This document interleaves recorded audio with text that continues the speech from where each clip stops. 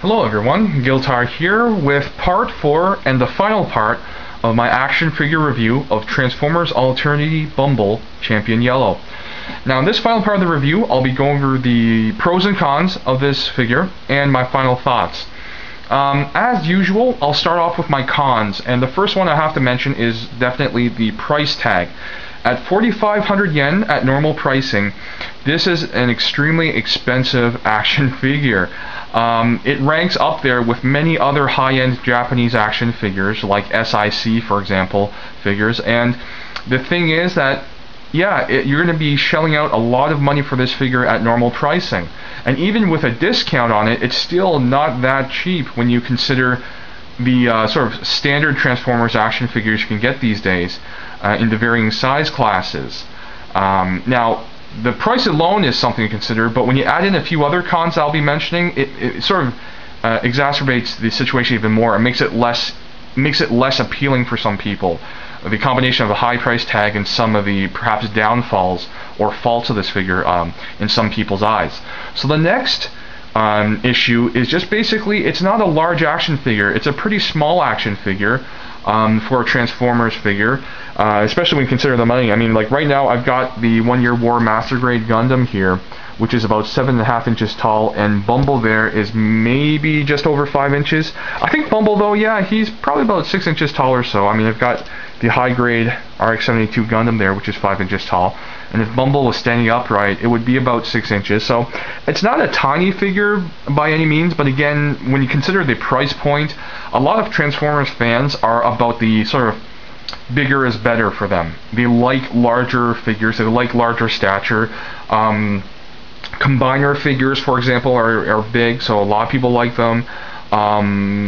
You know, leader class figures, ultra class figures, even Voyager class figures are larger figures that people really gravitate towards simply because of the size. I mean, looking at older generation toys, a lot of them are just blocks and bricks and, you know, chunks of plastic, very immobile, but a lot of people seem to like them simply because they're huge, and there's also that nostalgia aspect of it too. So I mean, again, the high price combined with the relatively small stature of the figure is a big negative for some people. Now, something else to consider as well is that, and I don't know why people say this, but some people just don't like how fat and chunky Bumble looks. They say, oh, look, the chest makes it look too fat and big, it's got small, you know, thin legs, wide shoulders, so on and so forth. But the thing is that these are also the same people who complain about Alternity Convoy being a car rather than a truck. People would say things like, it's not Optimus Prime if it's not a truck.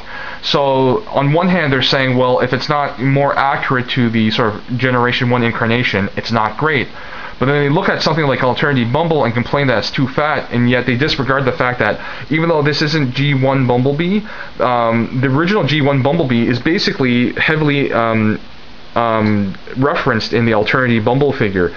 I mean, the basic design of the front portion of the car being the feet, the sort of midsection of the car being the torso, the rear sections of the car being the arms and shoulders of Bumble or Bumblebee, and then the head being in sort of the trunk area, that's pure G1 design. So Alternity Bumblebee is probably the closest we're going to get to a masterpiece version of Bumblebee or Bumble for a long time. I mean, people complained either that the earlier Alternative figures were just really weird because Megatron's a gun and he's not a car, or Optimus Prime or Convoy's a truck, not a car.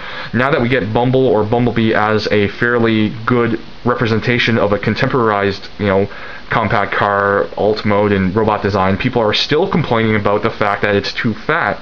So either you want it sleek and non-traditional, or you want it traditional, but you can't have it both ways. But anyways, mini rant over. That's another con for this action figure, is that some people just don't like the aesthetics. They don't like the proportions or basically robot anatomy design of the figure. They think it's too fat. So that is another thing that you have to consider. And I think the final con of this figure is that the transformation is pretty involved and not complicated, but it is complex. Again, there are a lot of little joints and parts that you have to sort of be aware of and lock in place.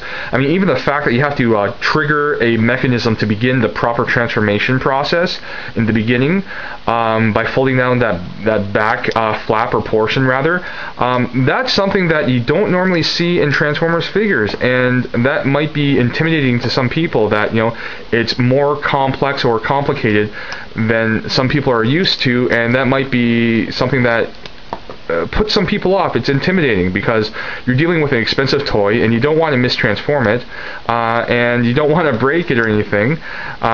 So I mean, that's something that some people just may not like. And I know from my time as part of the worldwide Transformers community, a lot of the forums that I frequent, some people do voice their opinion that they don't want transformations to be that complicated, and that's one problem with the Alternity line, is that it has complicated transformations.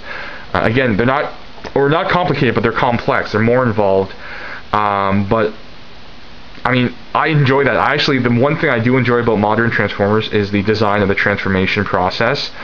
For example, Revenge of the Fallen, Leader Class, Optimus Prime, I really enjoyed that. I liked it so much I didn't even read the instructions. I learned how to transform it simply by playing around with it, because I wanted that sort of physical experience of learning how things worked. And I find the transformation process in more complicated, or complex rather, Transformers to be one of the most satisfying aspects of Transformers figures for me.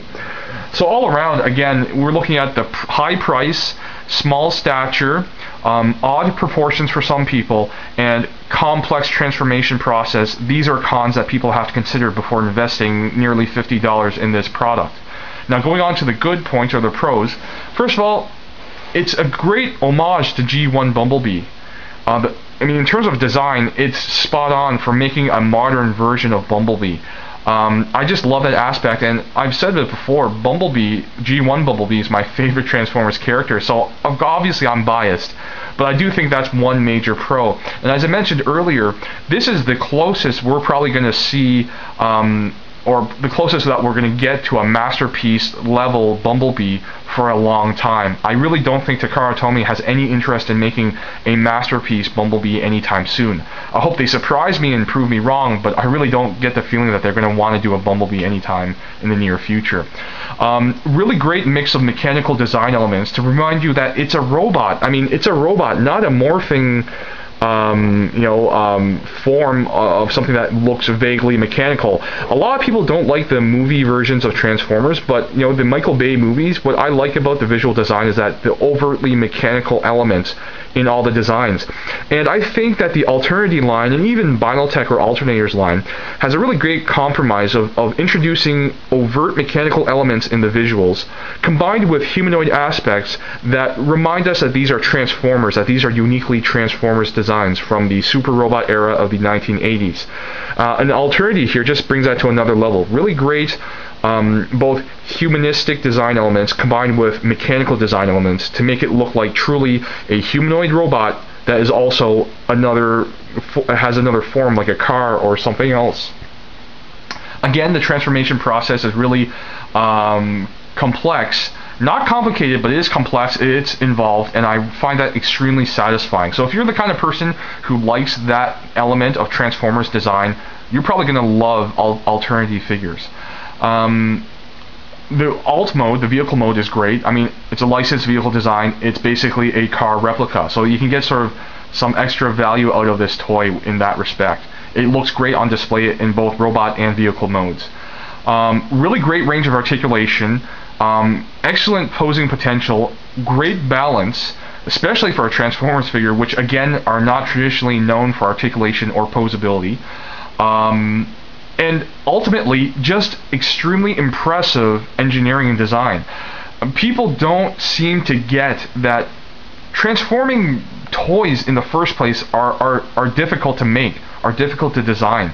But to get something at this level of execution in the Alternity line, especially with something like Bumblebee here, or Bumble, that hits the mark on so many points. I mean, it's a successful transforming toy.